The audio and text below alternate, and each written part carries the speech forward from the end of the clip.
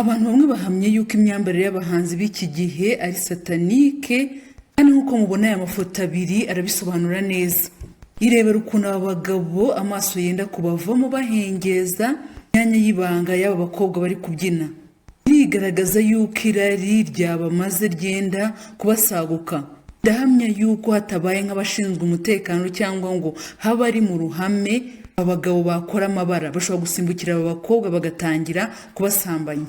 Ikindi kandi uretse n'aba ngaba, ndahamya yuko ab'igitsina gabo bose bitabiriye kino gitaramo ari nk'uko bameze.